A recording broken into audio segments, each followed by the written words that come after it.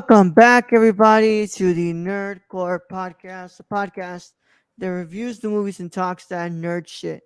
This is episode 626, and it is your review of Darren Aronofsky's Black Swan. As always, is there you're going to hear the host of the show, alongside my wonderful co-host Brad Young Yoda. What's up, everybody? Welcome to a wonderful, wonderful Monday evening, and we are sipping on some soju. Yep. Monday night live and early for our patrons over at patreon.com/thenerdcore. At the $1 tier, you get this episode live and early before anybody else gets to watch it. And you get to interact with us by going to patreon.com/thenerdcore and pledging to the $1 tier. So go and check all that out and make that possible because it's pretty cool. You get to talk to us here. You get to watch this early before anybody else gets to watch it. But before we get into any of the wonderful stuff we're going to talk about today, Brad, how are you? Not too bad. I wasn't at work today. Oh, you didn't go to work today? No, so I had to go with Brenda for a doctor's appointment. So we went a few hours away and had a pretty good time. So what do you mean you had a good time at the doctor's? What the fuck? Well, not at the doctor's, but after we went to lunch and then went to the Asian grocery store. So okay, it was good stuff. We had to pick up some Filipino soy sauce and vinegar. So she's gonna make some adobo chicken. Yeah, I was like, what the fuck, man? What do you mean you what's it called? You had fun at the doctor's? I mean, it wasn't my doctor's appointment, it was Brenda's, so I was just there for support. Yeah, motivation support. Yeah, motivational support. Yeah. That's my nickname. Yeah. I went to work today and I came back to watch this movie, and I started watching another movie. I'm like halfway into it. So hopefully get to finish it by tonight. Not for a review or anything like that, just wanting to catch up on my 2023 releases. So started watching that. And I'm looking at the pile of stuff I need to record videos for. So I'm going to try to do that after we're done here because to say I'm backed up is an understatement now. Yeah, that's good. It just means you got plenty of content. Yeah. And also today the Astros are playing, so that's great. 3-3 now, and that's cool, man. Top of the fourth, it's 8-2. That's great. Ooh. Yeah. For the Astros or for the Astros are 2. Oh. Who are they playing against? The fucking Texas Rangers, bro. Oh God. Yeah. So, there's a whole lot of baseball to be played, but that's not a good sign of what's to come. No, 8-2. Even if it's in the fourth, that's not a good time. That's quite a gap you got to recover from. Yeah. Fuck the Rangers. Hopefully they got some trash cans up in there. Yeah. I don't know what my brother's yelling about, bro. I don't know. He's probably telling me something about the Astros. I know it's been like 10 years since they did that shit, so whatever. Yeah. Hey, bro, the Astros won championship in this year. You want what's it called? This lifetime. So, I don't pay it. I used to pay attention to baseball. I really don't pay attention to any sports. Well, I did accidentally tune into Amazon was playing like a bare knuckle tournament. Well, what? So there's a bare knuckle fighting league. It's like the UFC, but for bare knuckle fighting. Yeah. And these guys were going like one dude's face was completely just like opened up. I was like, holy God. And I'm like, this is a fucking league. Yeah. It's like people get paid to do this. Yes. And it's just like, people get paid to, get brain injuries for this shit for entertainment. Yeah, man. Think about the NFL about what it used to be, man. Well, that's why I mean most of your guys retired in their early to mid 30s, and then, I mean, a lot of those guys they end up with CTE or something. I'm waiting for the day Steve Young comes out with some issues because that man had, I don't know how many concussions. He had a ton of concussions back in the day. Yep. But we're glad that we what's it called that we're not involved in that, right, Brian? I'm not going to get brain injuries from that. Not ladders, maybe. I might get it from some other stuff, but not that. Yeah, from other stuff, but not that. And Stacy is in the chat saying Amazon bare knuckle fighting league. So that's how you get a raise in the in the That's how you warehouse. move up into management. The strongest survive. Yep, that is terrible, Are you bro. taking a break? Bam! Yep, yep, Are you smoking on the job? Wham! yep. That is crazy, Brad. That is No, crazy. I was But just flipping through shit and I'm looking at it. I'm like, what the hell is this bare knuckle fighting tournament? And I like click on it and I'm like, oh, they really are bare knuckle fighting. you're like, and damn. and yeah, one dude takes like, and this was a pretty good fight too. Like they were going, most of the time in boxing matches they kind of go back and forth. You're like, oh, this is boring. These guys were going at it. Like this dude was open up like on his freaking forehead and bleeding, and this other dude like his eye bleeding from the eye. I'm like, holy god! Like They times don't of the play, bro. gladiators have not changed. Yep, they don't play, bro. No. Damn, And, bro. and now with sport betting being legal across the internet, yeah, people are Not here in massive amounts Texas, of debt. bro. Oh, not in Texas? No, you can't. Let's go bet on sports here. Okay. Yeah, you can't, So you man. don't get all those fucking ads of being like, hey, Oh, I get price pick ads all the time. okay. Yeah, I don't think it's legal here in Texas. I don't think It so. might not be. I don't know. I don't I get remember. ads all the time for that stupid Yeah, shit. yeah. I had a It's like cousin I ask me am. if I did that shit. I was like, nah, I don't fucking do that It's shit. like I have no luck. Yeah, I have no. no luck in that shit. I'm not doing that shit. We do it the old-fashioned way, motherfucker. We do this in person. Yeah. Yeah. We Yeah, ask for your money as in down yeah, there yeah, at patreon.com/the yeah. nerdcore. Yeah, and then we just give you a episode early. Yeah. So, at least you get something out of it. You could just Yeah, lose money. yeah. Stop with your gambling habit, y'all. Just give us $5 a month, and we promise we'll make it better. Yeah, stop with the gambling habit. Bet on the nerds. You know, the nerds, yeah. Bet on the nerds. Yeah. Something But like the shirt. nonetheless, Brad, let's probably get into this because we're probably gonna have ourselves a good lengthy discussion on this Yeah, we movie. got to talk about Mia Kunis and Natalie Portman for Yeah. sure. Mm. Yeah. What? All right, man. So if you haven't watched Black Swan, you should probably get out of here if you care about spoilers. But if you don't care about spoilers or you've already seen the film, you can stay. Either way, how any of that goes, this is your one and only spoiler warning, and it is in effect in a 5, 4, 3, 2, 1. Oh man, Brad. I picked this film, You did. but I know I was gonna have 3 long ass paragraphs to read. I So mean, let me go they ahead and happen every direct once in a while. my face to the other direction here. Okay. Black Swan is That's the a name of the movie. 2010 American psychological horror film directed by Darren Aronofsky from a screenplay by Mark Heyman, John McLaughlin, and Andre Hines, based on a story by Hines. The film stars Natalie Portman in the lead role with Vincent Cassell, Mila Kunis, Barbara Hershey, and Winona Ryder in supporting roles. This is what's it called? I had recently seen Barbara Hershey in another movie that I rewatched where she played you remember what movie that is, Brett? No, I do not. Mary Magdalene in The Last Temptation of Christ, where she was Ooh. tempted Christ in many ways. Mm. Yeah. Mm. The plot revolves around a production of Tchaikovsky's Swan Lake, okay, Yeah, by I the think you got it. company. Yeah, Yeah, I think you got it. by the company of New York City Ballet.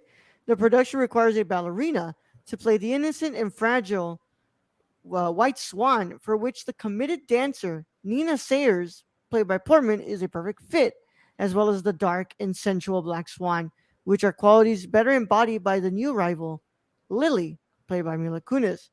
Nina is overwhelmed by a feeling of immense pressure when she finds herself competing for the role, causing her to lose her uh, tenuous grip on reality and descend into madness.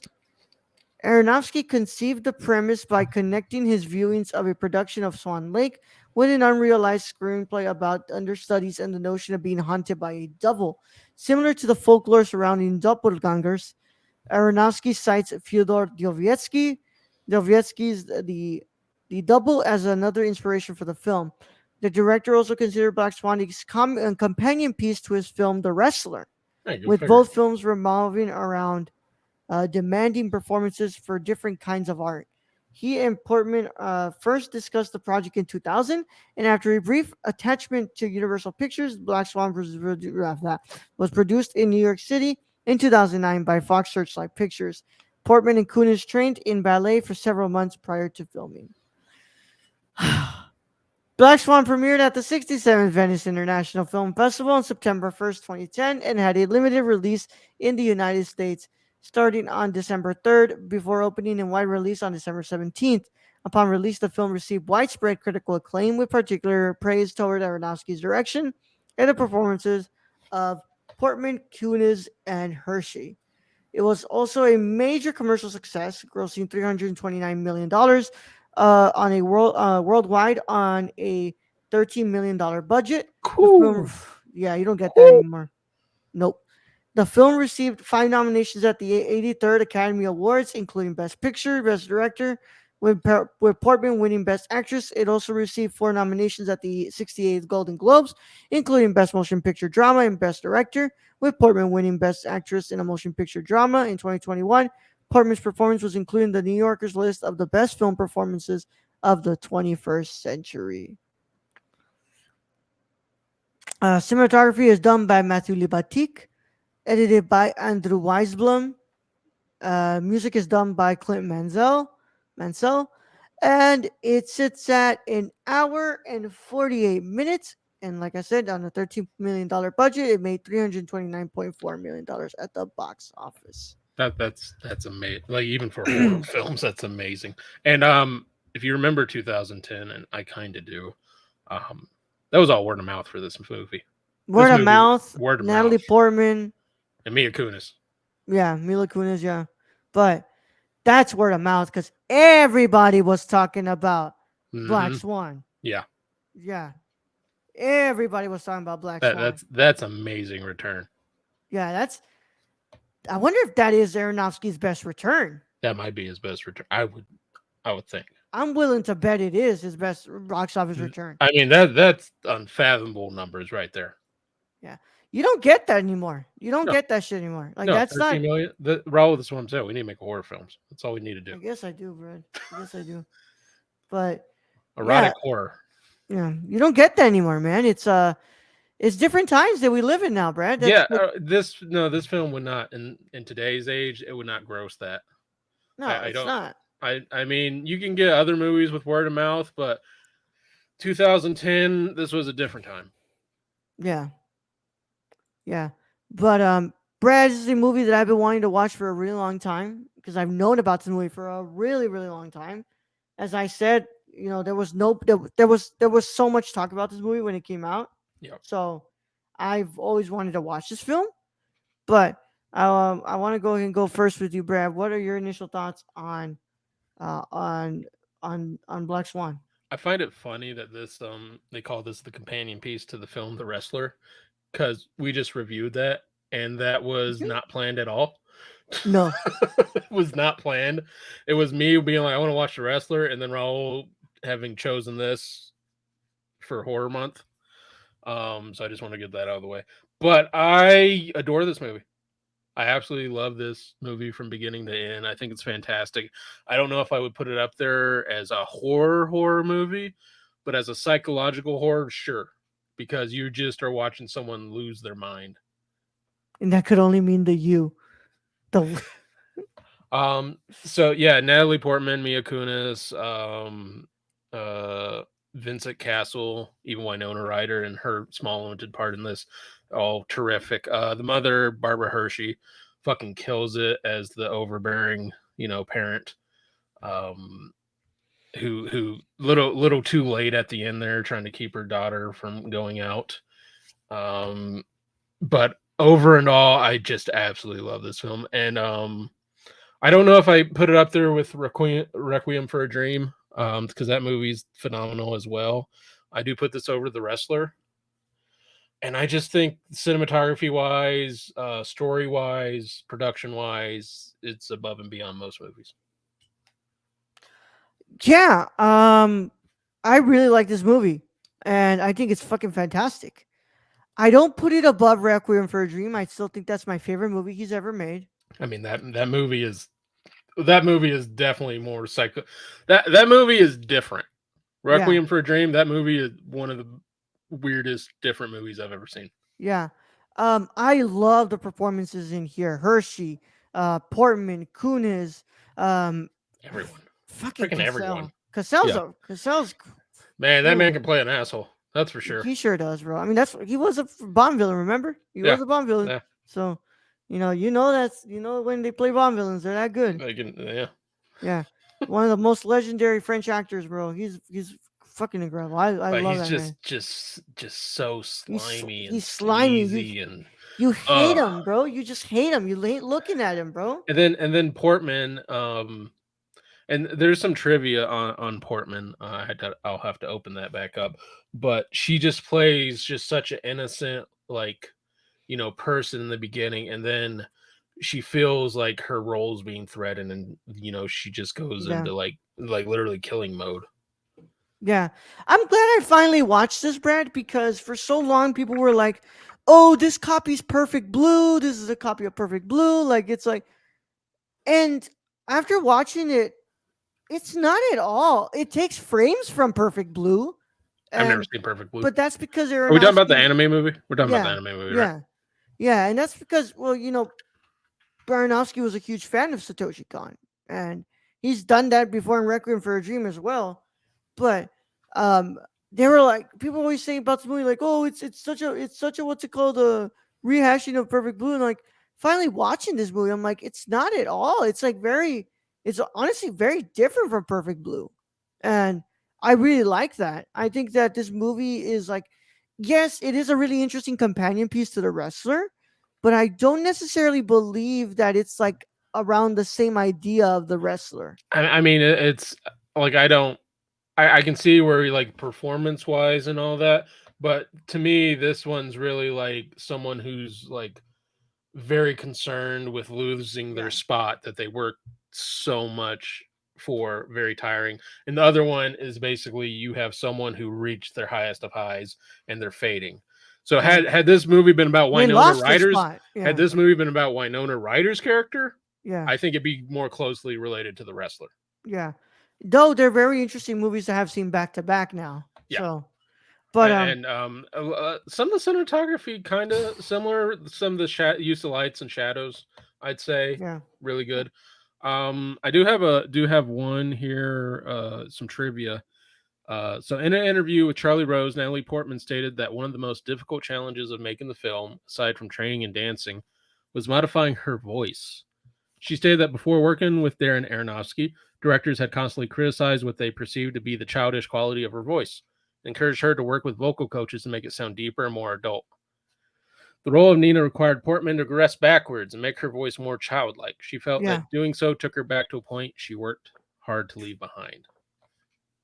And yeah, it really comes through of like this is someone who's been sheltered, and that just from that voice, and she's like she has she doesn't have any confidence really in herself, and this director's asking her to do something that she's not used to doing, which is going out of her limits. yeah, And because she practices so hard and trains so hard to be perfect, and then what he's looking for in the character of the Black Swan is someone who's just so free.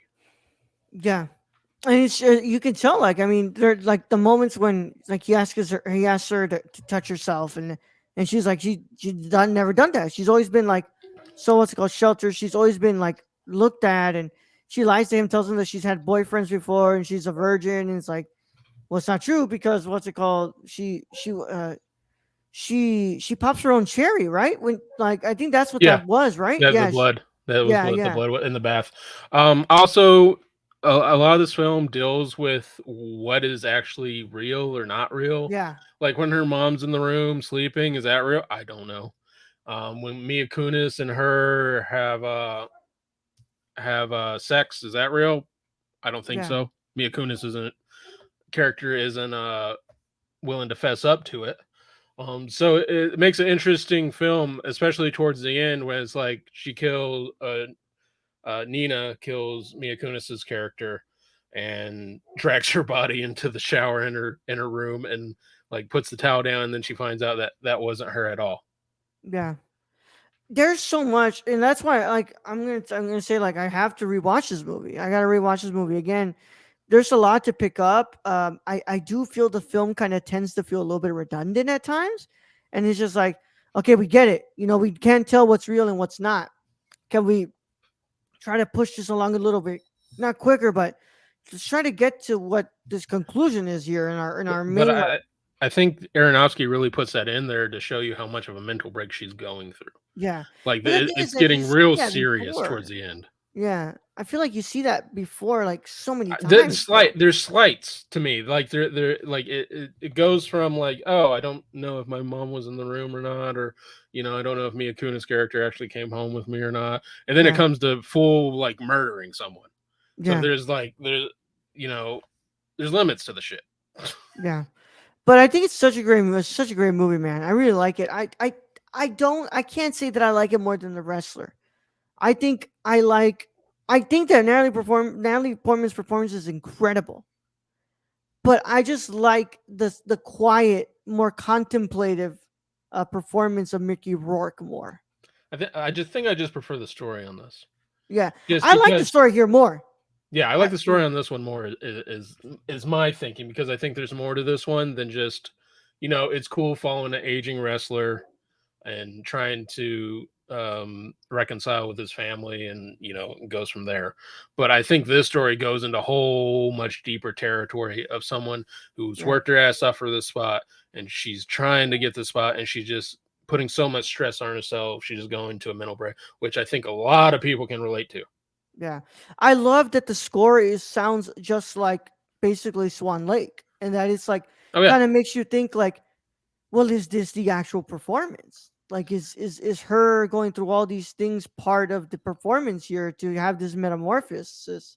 That And is some of that is some of what she's seeing during that final performance actually true? Like when Mia Kunis's character is touching the male dancer's genitalia. yeah, Did that happen? I don't think it did, but I no. don't know. It's one of those things where it's so close it like it could have. I mean, when Hold she on, sees the man. director having sex, Black Swan Indian explain. when so when she sees the director having sex with Mia Kunis's character, was that happening? I I don't don't think think that was so. happening. I don't think No. that was happening, because they didn't even notice she was in the fucking room and she'd been yelling the whole time, turn the lights back on. Yeah, But I think just you go and you're watching this someone who's finally made their dream come true, and then just go into a spiral because they can't handle the pressure, and you know they've never dealt with their psychological issues that has been put on by her mother to say like the cake scene that just shows you what her mother's like. It's like, well, fine, I'll throw away the fucking cake if you're not appreciative of it. And yeah, it's like it's not that. It's like she's literally like trying to fit into her damn ballerina costume over there. yeah, Like, bro. Yeah, why, you know, that is no slight against you, lady. And she takes it all personal and shit. yeah. But I think the movie's fantastic, man, and I Mm. really like the performances and all But that stuff that we talked about, man. I that think, final scene, I think, really pulls it home. You know, where you see she's stabbed herself, and she does the final performance, and yeah, and then she goes up, and you just see her start bleeding out before she falls the stage, and then she's like, I was perfect. And then she's looking up stage lights and goes toward the lights, which, you know, kind of puts in her perspective like she probably died. She's probably dead.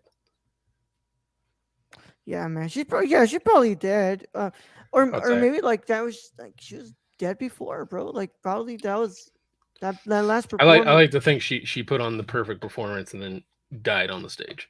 Just kind of like Mickey Rourke's character in The Wrestler. Well, Yeah, that was a spoiler right there, but hey, you should have yeah, listened to our review last week. yeah. But I like this movie, man. I just don't think it's his best work. And I think that I like other films of his more. But I gotta say I enjoyed this one. And I thought it was really good. I'm glad I finally got to cross it off to watch this. For so long, I've been wanting to watch this movie. I just never got to it. Other stuff took precedence and ended up just getting put on for so long. The only thing It's with just like this, Mother. I've been wanting to watch Mother for a long time as well since it came out, and I just never got to it.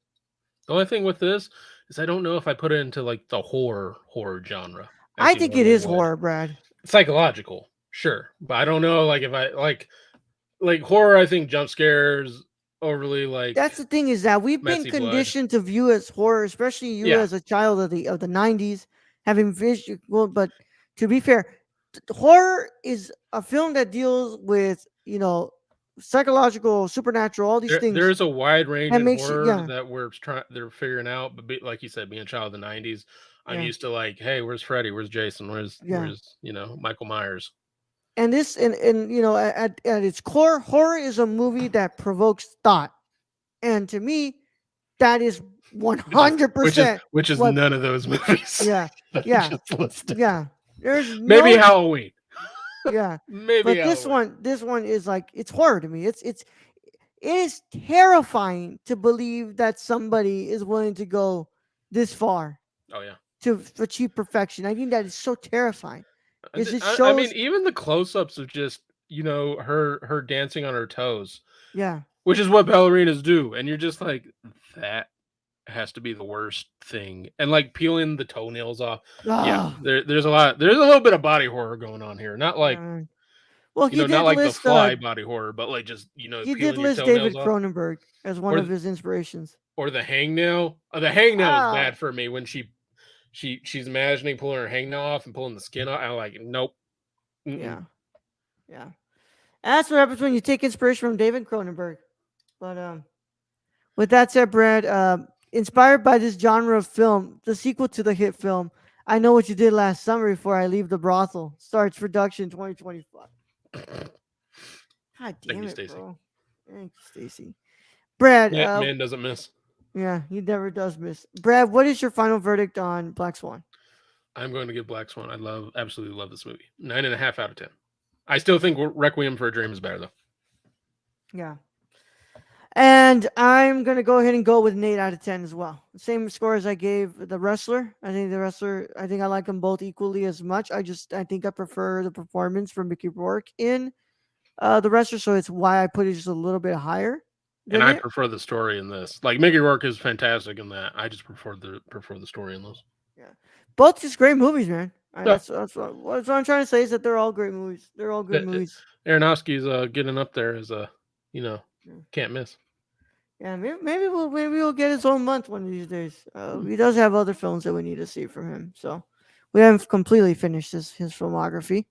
But with that said, that concludes our review of the Black Swan. I was about to say the Whale. I'm like, no, that's his latest I one. mean, that's his latest. Yeah, Like, yeah, I do need to get to watching that at some point. yeah, yeah. I was like, what the fuck, man? That's not the Whale.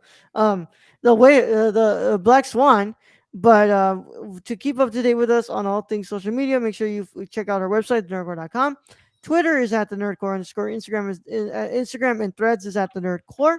And our Patreon is patreon.com/slash the nerdcore for tiers as low as $1 a month. You can get this episode live and early so you can interact with us and get to watch it before the public gets to watch it at noon the next day. And of course, we have other really cool stuff happening on Patreon this week. On a Wednesday, we have our Hellraiser 1987 movie commentary. On Thursday, at the $5 tier, also the commentary is at the $5 tier. I'm sorry. Both on the $5 tier. On Thursday, we also have our mini pod of Onibaba.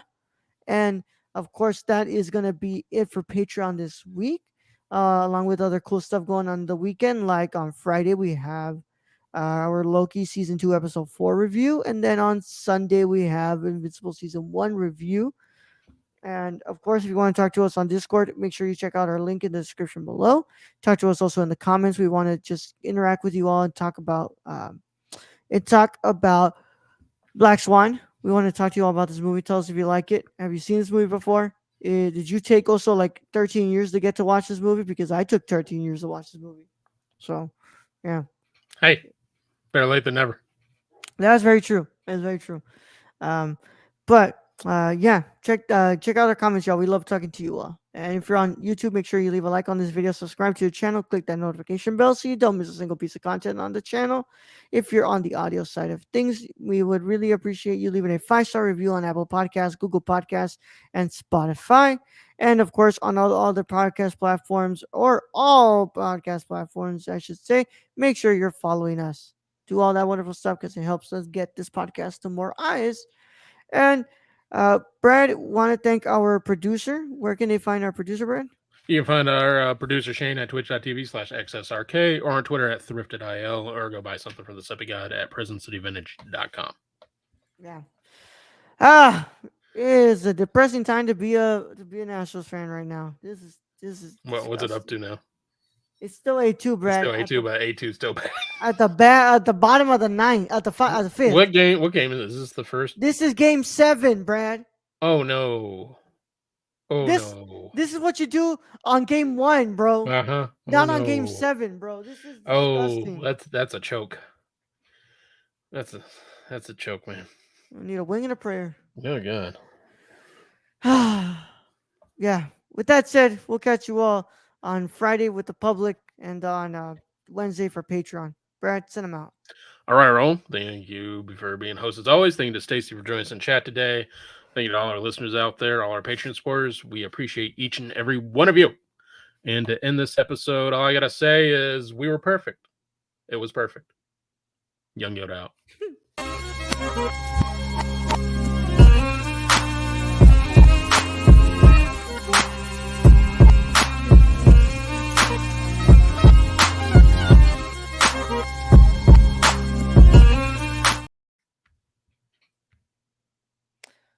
Fuck, man.